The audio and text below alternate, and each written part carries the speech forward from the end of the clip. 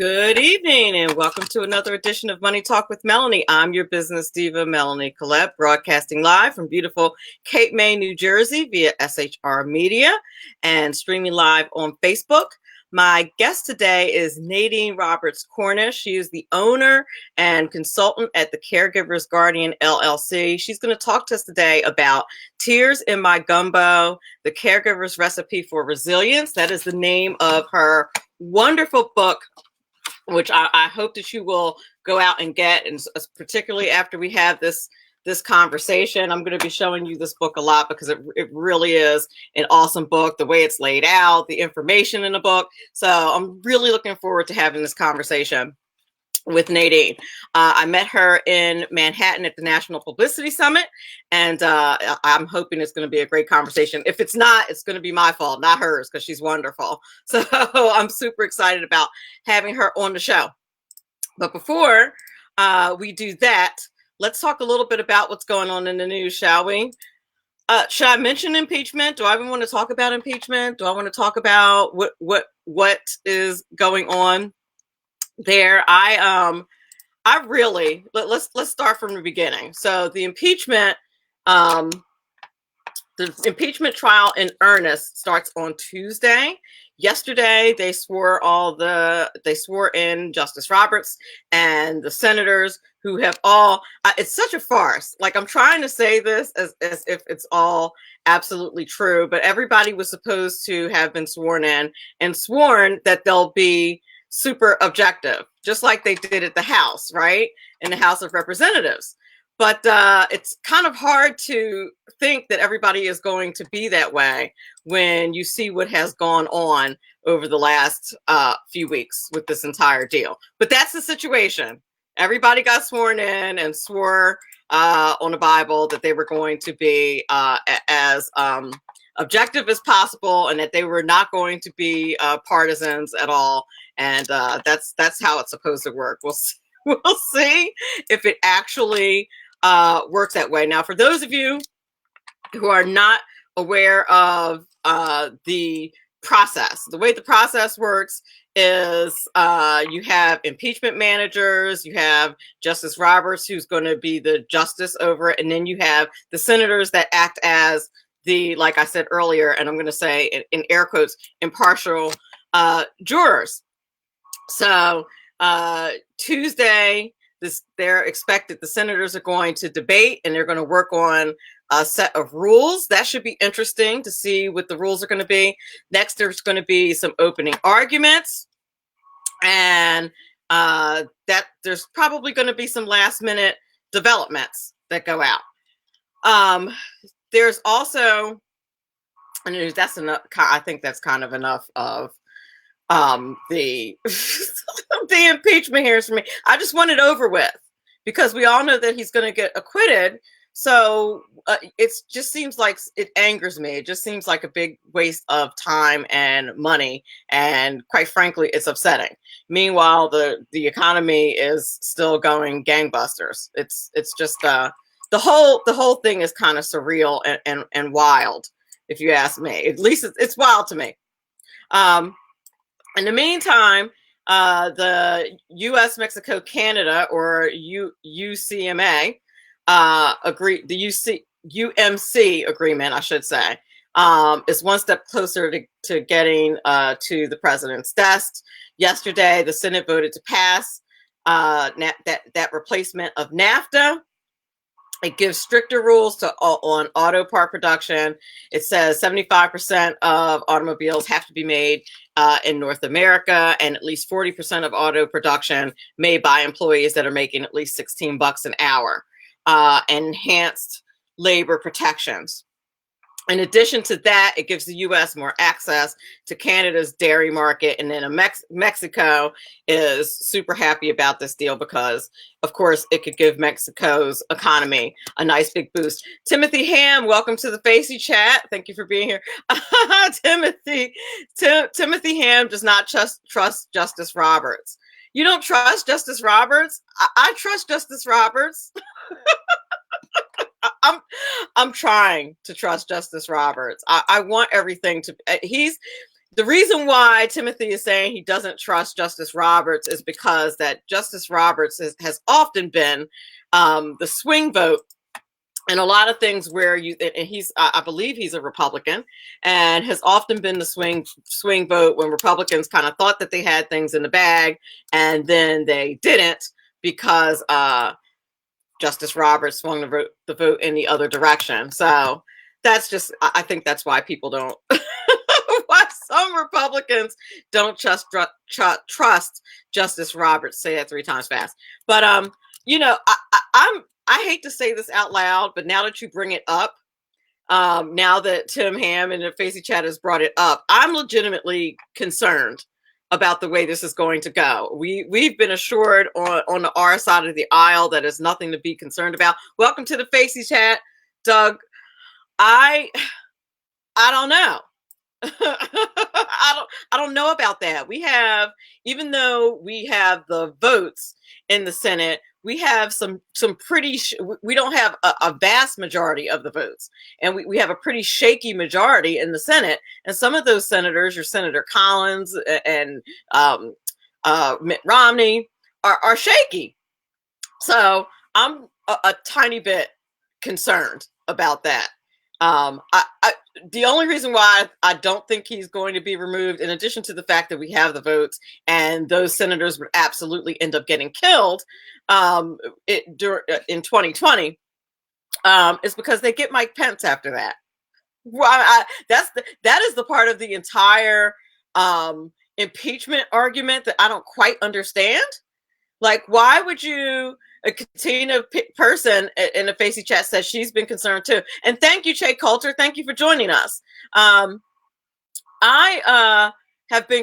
concerned because we don't have that big of a majority. And like I said, we have a couple of pretty shaky R's in there that, you know, we're talking about having witnesses. And whenever you bring witnesses in, like Trey Gowdy was talking about this the other day, he was saying, you know, you don't bring witnesses in unless you're absolutely 150% sure what they're going to say, at least if you're a half decent lawyer. So once we start bringing witnesses in, you just open a whole can of worms, and we don't know how that vote is going to go. And that has to do with the establishment of the rules that's going to go down on Tuesday. So I'm glad I'm not the only one that's concerned. Katina person said that they don't care about Pence. They clearly don't. They just want to get rid of President Trump, which is sad. I'm disturbed by it. You're listening to Money Talk with Melanie. I'm your business diva, Melanie Collette. My guest today is the one and only Nadine Roberts Cornish. She's going to talk to us today about Tears in My Gumbo, a caregiver's recipe for resilience. That is the name of her book, and she's going to give us the recipe. You guys are going to really like this, and you're going to love Nadine. Hopefully you can see. Okay, good. If I put it up like that, you can see it. For those of you who are listening on SHR Media or listening to this as a download, you can see the book cover by going to Amazon, or you can go to YouTube and look at this video, or you could go on Facebook and look at this video at Money Talk Mel. Just saying. We're going to take a quick break. We'll be right back. Brand new Ron Edwards notebook coming your way right now.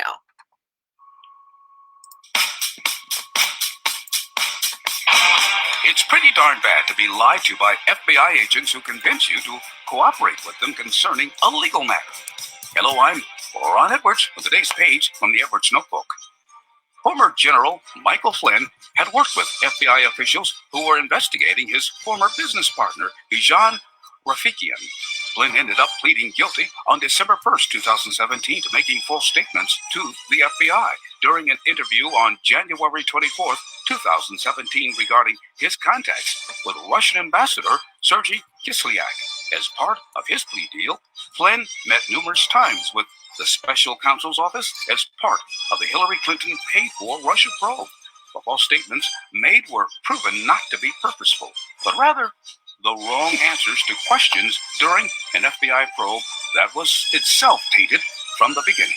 Flynn wanted to make a few corrections, after which prosecutors wanted to throw General Flynn into the clink and no longer want his testimony. Prosecutors are now gunning for General Flynn to serve up to 6 months of incarceration. Here's hoping that those who first put the Clinton paid-for Russia probe will themselves face justice. I'm Ron Edwards. Check out theronedwards.talkspot.com for news updates and other great stuff. Sponsored by the Tri-County Liberty Coalition.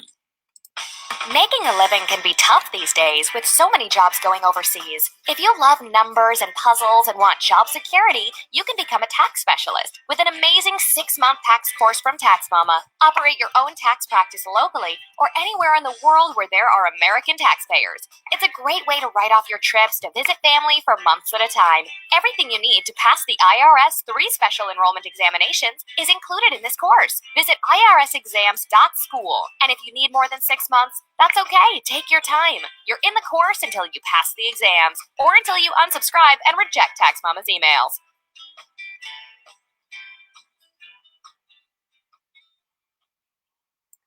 Welcome back. You're listening to Money Talk with Melanie. I'm your business diva, Melanie Collette, and my guest today is Nadine Roberts Cornish. She's the owner and consultant at the Caregivers Guardian LLC. She's talking to us today about Tears in My Gumbo, the Caregiver's Recipe for Resilience. That's the name of her book. She, like I said, is the founder of Caregivers Guardian and has had an extensive background in public health education. She served as an independent consultant for 15 years with California's Department of Health Services, where she provided expertise on some of the state's most innovative social marketing campaigns.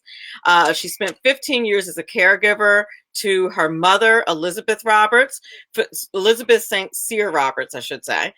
For the past 6 years, she has care managed, coordinated care, consulted with, and supported family caregivers across the country. So, and she's written a book entitled that chronicles her journey and the journey of her clients. The book is entitled Tears in My Gumbo, the Caregiver's Recipe for Resilience. And without further ado, Nadine Roberts Cornish, how are you? Fantastic. Thanks for having me, Melanie. Thank you for being on the show. And the book is really wonderful. I haven't gotten completely through it, but it really is, what I read of it is really fantastic. So congratulations on the book. Much appreciated. Yeah, it's really fantastic. So what I think I gleaned on it a little bit, but before we even get into that, is there anything about your bio that I left out that you want the audience to know? Just that this has been a 25-year journey. I always say that it chose me. I did not choose it. Minding my own business, caregiving fell into my lap as the primary caregiver to my mother. And when that journey ended after 15 years, I thought I would get my life back. And instead, I realized that caregiving had become the calling of my life. And so literally now for the past decade, I've supported family caregivers across the country, helping them navigate the waters and maintain their sanity and what can easily be a really insane process. It sounds like it. And so you said it fell into your lap. Tell us a little bit about how caregiving fell into your lap. Well, basically, I was in the height of my career, enjoying my work in California as a social marketing consultant, working on public health education campaigns. And we got a phone call, and this phone call was from my mother's neurologist saying that they had found a mass. And so just like today was a normal day, everything changed with that phone call. And for my mom, she literally had white coat syndrome, that syndrome that affects people who walk into a doctor's office and everything starts to sound like wonk, wonk, wonk, wonk, wonk, Charlie Brown. Sure. And so she couldn't hear and she couldn't process what was being said. So I needed to become her eyes and ears and to help her process this new experience that was happening. She had been diagnosed with a pituitary brain tumor, and they didn't understand how she was functioning. And they knew that if it was not addressed, it would definitely take her out. Oh, wow. Yeah. Yeah, so it was heavy, it was deep, and we began the maze of dealing with a multitude of different healthcare professionals, a multidisciplinary team of about a dozen different people in order to ensure her quality of life. And so this process went on for about 2.5 years before she had her first surgery. Oh, And yeah. really? So It did. so her prognosis for longevity was long then. It was not. It really was not. It was fear though, fear of going blind, because that was the number one risk factor to her having the surgery. And she held off as long as she possibly could. And she delayed it because coming to grips with the possibility of losing her sight was equally as frightening as losing her life. Wow. Yeah. Now that's deep. So as her daughter, and possibly, are you, if you don't mind me asking, are you her only child, or you just happen to be Not at all. closest? I am one. How I did am you? one of. I am one of 6 siblings. I am the oldest daughter, and as an African American, and in our culture, the oldest daughter typically takes on, the caregiving role. I too am And the firstborn daughter. yes. I don't say oldest. Okay. Okay. I'm just Okay. the firstborn daughter. So I hear you. Go ahead. I'm sorry. Yeah, no problem. And so, literally, because of the relationship that I had with my mom, I always knew I would be the one. And I used to say it as a kid: if anything ever happens to you, my badge of honor would be to take care of my mom. And so she was actually in her 50s when she was diagnosed with this brain tumor, and I was in my 30s. And so it was a given that I was going to be that person. And I'd never ever perceived it as a burden, but it was quite a responsibility. And it's a huge job. It's a huge undertaking, and you can't understand the nuances of it. You can't understand the challenges unless you're going through it, or you're supporting, and I mean really supporting, someone that you care about who is going through it. And so you go into this just thinking, basically, I just need to take care of my mom. You're not thinking Absolutely. about the nuances of having No. or all that even entailed, or you couldn't even possibly know what that entailed. I had no idea. I had no idea. My mother was diagnosed initially with a pituitary brain tumor, but over the 15-year span, she ultimately had she had diabetes, which put her into a diabetic coma. She had so many different complications associated with this brain tumor, and so many things that she was able to overcome. And it was like diagnosis, prognosis, let's celebrate. And then there would be something else. And then something else. It was a never ending roller coaster of events and scenarios that we could never have foreseen. But I always say my mother, on some level, had a knowing and a sense that this was part of her destiny, and that she was a willing participant in the process. And somehow she managed to endure and almost overcome everything that she contended with. So the prognosis for the first surgery was the loss of her eyesight. That would likely happen. Thankfully, she never lost her eyesight. Wonderful. But yeah, so it was like we would get these dire prognosis, and it would be really scary, and we would pray through it, we would work through it, and ultimately she would make the decision, and we would move forward, and she would come out better than anticipated. Wow. But year after year, one thing after another, ultimately she suffered a massive stroke. That took her voice away for about 9 months. It also took away some of her mobility. They never thought that she would recover from that, and she did. So I was envisioning one illness, and the illness started a perpetual, a continual decline, to eventually, going to be with the Lord. No. But no. that's and this not how this went down. Not at all. Not at all. It was truly, and I really don't talk about all the details in the book. I just give a overview of the different illnesses that she encountered, the things that she had to contend with. Congestive heart failure was one. Um, Gosh, she had seizures as a result of the first surgery. She had seizures after that, and so there was just always one thing after another. And I have to attribute her resilience to her faith and to her constitution. Right. She definitely believed that God did not give her any more than she could bear, even though I questioned that often.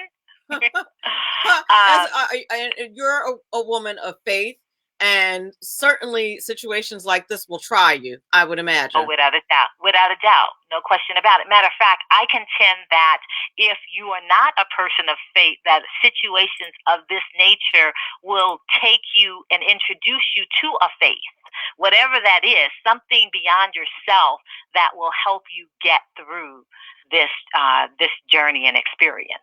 So, what was one of the first things that happened, or things that you contended with, that kind of surprised you? What was one of the things that happened early on? And I don't mean with the sickness. I mean within yourself as a caregiver. So I always say that caregiving introduces you to yourself. And so I had never been tested in the way that my caregiving experience tested me. First of all, that I think one of the surprises was that I certainly am stronger than I thought I was. That there are things that I'm capable of doing that I may not be able to articulate, or I may not even envision.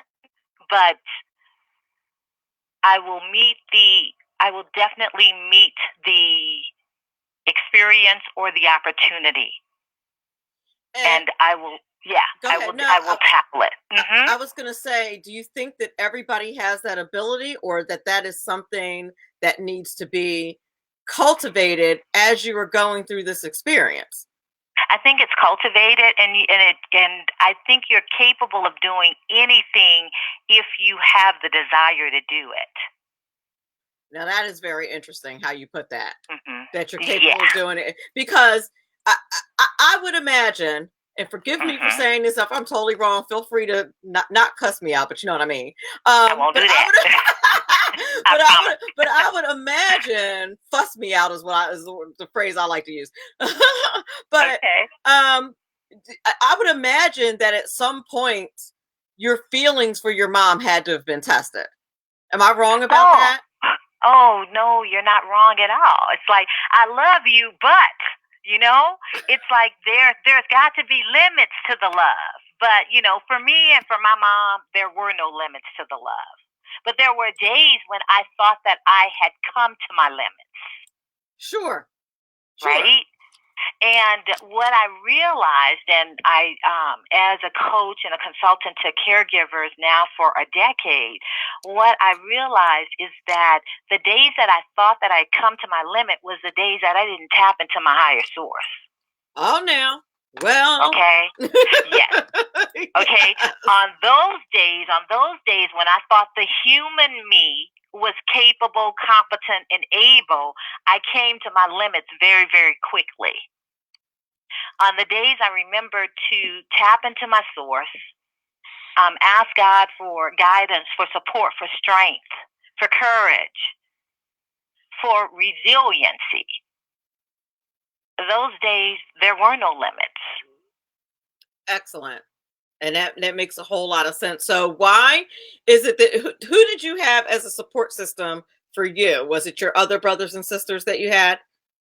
So I have 5 amazing siblings, but they,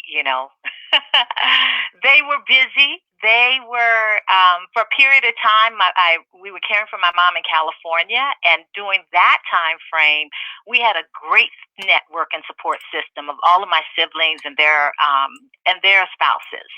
They supported the effort, particularly right after my mother had her stroke. That support lasted for 90 days. And at that 90-day point, people were really feeling like they couldn't do this for the long haul. They couldn't, continue we were doing 12-hour shifts, and it was enough of us. So we were able to get through a week with everybody taking one 12-hour shift.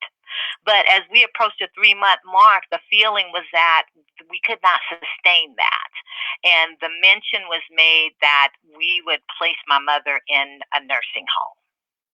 And I always say my mom brainwashed me probably from the age of 7 or 8 years of age, saying, honey, mommy's never going to go to a nursing home.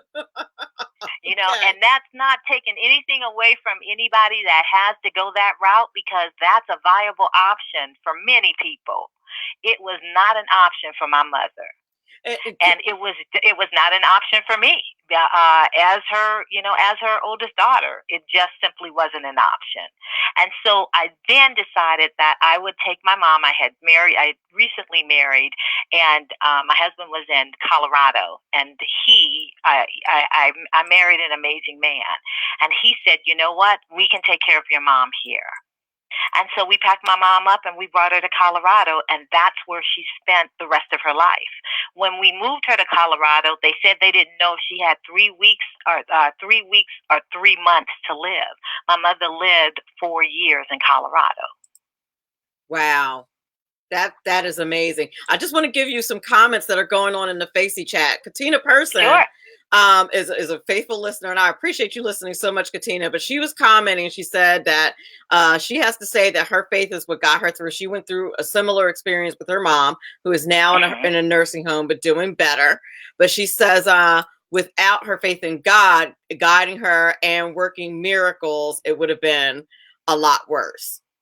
Oh, without a doubt. And she's also co-signing what you said about siblings, even though she didn't have to. She's an only child. She didn't have to go through it, but she's watched it other places in her family. So I just I wanted to share that with you because I knew you weren't in the Facey chat. So I just wanted to share her comments with you. Oh, well, thank you for that, Katina. And I definitely applaud you for recognizing and realizing that it really is your faith that gets you through this. And, there are all different types of degrees of getting through this. And I ask people all the time, do you want to thrive through this journey, or do you just want to survive it?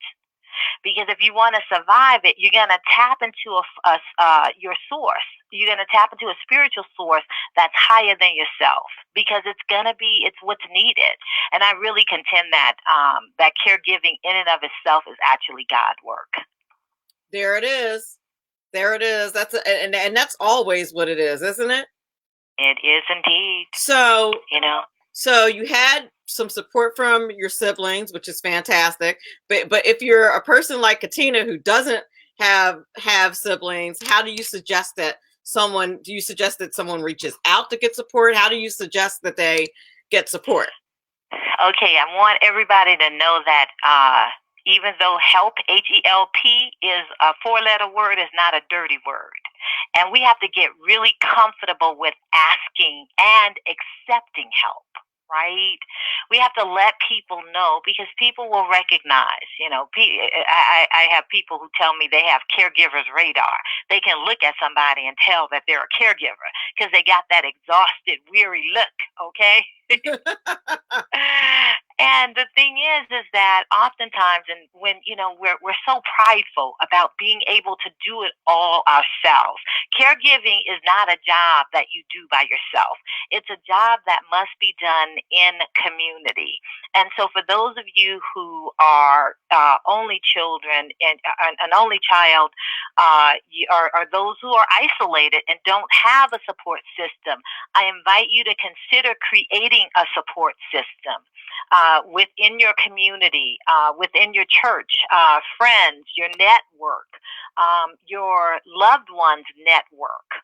of support. Don't isolate yourself. Let people know what's going on. Let people know. I tell caregivers all the time, keep a wish list of what you would love to have happen if you had a support system. Create that list so that when somebody asks, oh, is there anything that I can do? You can simply show them the list. You can do anything on this list. You can come and visit. You can take my mom out for a while. You can come and sit with her. You can bring us a meal if you're caring for them at home. You know, you can visit on a weekend that I know I'm not going to be available, and I want to make sure she's got a visitor at the nursing home. Those are all wonderful suggestions. We're going up against the break, so before I go to break, I want to ask you about this book, this wonderful book, Tears in My Gumbo. And we talked about this book when I met you in Manhattan, and about how I think it's going to be a series of books. So I want to talk about that. So how did you get from, but before we go to break, I want to talk about how you got from being a caregiver and taking care of your mom, realizing that this was the area of your life that really was your calling, to, you know what, I'm going to write a book about it. How did you get from there to there? So literally, I thought that when my mom passed that I was going to get my life back, and I was going to get back to what I did before I ever became my mother's full-time caregiver. And instead, the phone started ringing and people started reaching out, asking questions. How did you find this resource? How did you do this? How did you get your siblings to help? How did you maintain your relationship with your spouse? And literally that started to happen, and every time I felt an inner joy. Each time I got a call, and I felt something that I had never felt before, and that was purpose. I felt real purpose in supporting those individuals who were calling. And the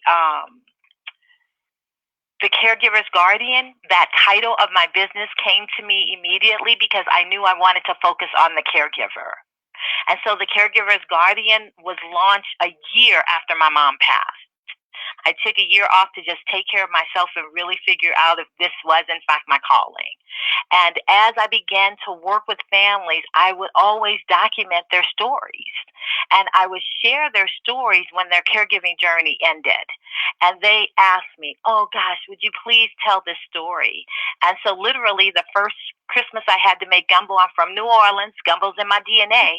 And the first Christmas that I had to make gumbo without my mom was really, really difficult because I'd never done it without her my entire life. I'd never written down a recipe because I never had to. And so as I was making that big pot of gumbo, stirring that pot, and not sure as to whether or not it would come out correctly because I didn't have the recipe, I was crying. And those were not tears of joy that I was crying. I was really, really grieving for my mother. A couple of hours later, I smelled the gumbo, and it was my mom's gumbo. And when I tasted it, it was my mom's gumbo. And the tears that I shed at that point were tears of joy. And I knew then that my first book would be Tears in My Gumbo. And it would be a part of my story with my journey, of my caregiving journey with my mom. But it would also be the story of the people that I would support on this path. Now that's amazing. That's how that came to you. That's incredible. That's how it came. Okay, perfect timing. Look at us right at 5:40. You're listening. Okay. You're listening to Money Talk with Melanie. I'm your business diva, Melanie Collette. We're going to take a short break. It's usually a long break, but it's going to be a short break this time. We're talking about the book Tears in My Gumbo, and you will notice if you look at the cover that it says Book 1, because this is the first of a series of books, and I can't wait until we come back on the other side of the break so she can talk to you about how the book is set up and all the different ingredients and the recipe. Not to give away the book because you're going to want to buy the book, but it's really, really awesome book. So I will be right back in a couple of minutes. Like I said, my guest is Nadine Roberts Cornish, and we'll be back in a couple of minutes.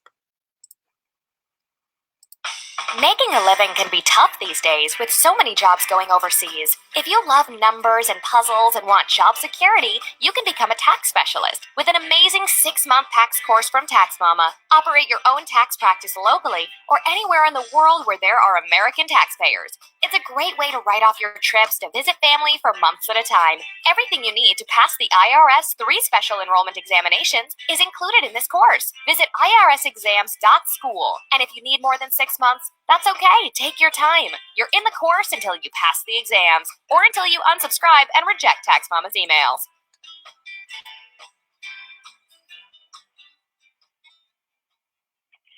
Conservative media done right.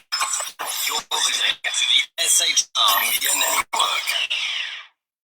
And welcome back. You're listening to Money Talk with Melanie. I am back with the one and only Nadine Roberts Cornish. She's talking to us about tears in my gumbo, the caregiver's recipe for resilience. So tell us a bit about the book. You told us about how you came to write the book. Tell us a little bit about what's in it, why we'll want to buy it. Okay, so in the book, I talk about the 5 steps of conscious caregiving. And I developed the 5 steps of conscious caregiving based on my personal experience caring for my mom and then my experience caring for the caregiver. And I found out that there was just this commonality of steps and processes that caregivers were going through. And it just didn't matter who you were caring for. And real quick, I'll just share with you what the 5 steps of caregiving is. So the step 1 is helplessness. First step in the process is helplessness. That's when the phone rings or you get a diagnosis and you just don't know what to do. The next step is recognition. You go from helplessness to recognition, recognizing that you don't know what you don't know, and that you're going to have to go outside of your field of expertise, your area of your comfort zone and your area of knowing to learn a whole different arena around caring for the person that you may or may not care for primarily. And after that step, you move into process. And process is all of the different things that have to be done once you have decided that you will or will not be the primary caregiver, but you're going to need to support your loved one. And there are things that have to be done. There are, you got to understand the whole insurance arena. You got to understand what your financial resources are, whether or not long-term care insurance was a reality or not. And if it's not, then what's the program? What's the plan for caring long-term if this person is going to need long-term care as my mother did? After process, you go through the stage of acceptance. And acceptance is coming to grips with the inevitable, the fact that none of us are here to stay. And as much as we don't like talking about our demise and that that our loved one can't stay here as much as we want them to, we move into that field of acceptance. And then after acceptance, we move into surrender. Not my will, but thy will be done. Indeed. So those are the 5 steps of conscious caregiving. And I define conscious caregiving as caring on purpose with a plan and an intention. And I think that's very important. I love that you said that, because I would imagine that a lot of what the stress and anxiety is, in addition to the diagnosis and the unknown that goes along with any kind of illness, is not having a plan. Exactly. Not having a plan. And as we know, if you fail a plan, then you plan to fail. And with this particular subject, because oftentimes we're talking about our parents, we're talking about elderly loved ones, we're talking about our spouses in many instances, people that we will find ourselves having to care for. And we have never had a conversation about what might happen if life happens. And that is particularly true, I think, of people who look like us. And maybe I'm crazy, but I think so. You know, it's kind of like if we don't talk about it, it might not happen, right? Really? It's inevitable. Life is going to happen. There is no getting around it. And so let's have the discussion. My favorite auntie, let's talk about you don't have children. Let's talk about what happens when life happens, right? Because life will happen. Most of us, you know, we have this this dream that, you know, hey, you know, we'll go to sleep and we won't wake up. But most of us will have to deal with some type of chronic illness. And your mother was a really fairly young woman when this happened. My mother was a young woman when this happened. Because you said she was in her 50s, right? She was in her 50s when she was diagnosed with a pituitary brain tumor. And I didn't mention that she ultimately died from stage 4 breast cancer. That's what took her out. Oh, wow. And she was 71 when she passed. Oh, wow. So part of my mother's legacy is this work, is my doing this work, because when I literally was pulling my hair out of my head over this breast cancer diagnosis, Spirit really informed me that the cancer wasn't for my mom, it was for me, because the work that I had to do, I had to understand cancer. Okay. Yeah. And so much of what my mother has dealt with as part of her journey, I had firsthand experience with as I support the caregivers that I support across the country. Wow. That's incredible. Like that is the amazing part. Katina, person in the Facey chat, said that I was right. I think she's referring to what I said about people who look like us seem to have the hardest time. I mean, full disclosure, I'm a financial advisor on the side. That's my side hustle, and I have the hardest time convincing us that we need to get a financial plan in order and prepare for things like that could possibly happen. Long-term care is a big one. I mean, it's a big one. It's not it's not an expensive plan if you do it when you're 50, but if you try to do it when you're 70 and might already have some illnesses coming up the road, you might not even be able to get that kind of coverage. And that's what I find many of my clients are in that boat, because even if you have high blood pressure or if you have diabetes, you're not going to be able to get the insurance. I have a client now who's in that situation, who's diabetic and 51, and it's very difficult.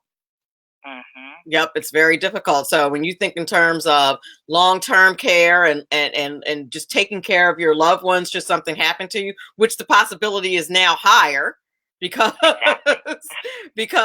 of your situation, is crazy. Katina said it made her think about herself she doesn't have any kids. What are her plans, getting things in order? Yep. And I'm in the same situation. I'm 50. I don't have any kids, and certainly my work has caused me to think about that too. Exactly. So the question is who's your favorite niece? Who's your goddaughter or godson, right? Who in your life is that responsible person that you can trust, that you would want to identify as your power of attorney, or as that person to talk to and support you through as you age? Indeed. Now, part of one of the things that I really liked about the book is how it's structured. The subtitle is A Caregiver's Recipe for Resilience. And when you go into the book, it's literally set up like a recipe, which I thought was brilliant. So I was just like, oh, this is really too cute. And it's going to be easier to remember, I think. And that was the point, right? I wanted to make sure that the stories were really engaging, and each story absolutely is. But once you finish the story, I wanted you to remember the essential point of that story. So after each chapter is a recipe card, and that recipe card highlights the key points from the chapter that you just read. Right. Really, really nice. I love that about the book. I was like, look at this. This is beautiful. I just thought it was beautiful. So this is book 1. Do you already have a plan for book 2? Do you know what that's going to be already? Absolutely. Book 2 is Prayers in my Gumbo, the caregiver's recipe for peace. And so that really emphasizes the point I was making earlier, that caregiving is God work, and the power of prayer, the necessity of prayer is huge. It's paramount, I believe, in getting through this journey successfully. Because it's got to be very difficult to be at peace when, one, you're worried about your loved one.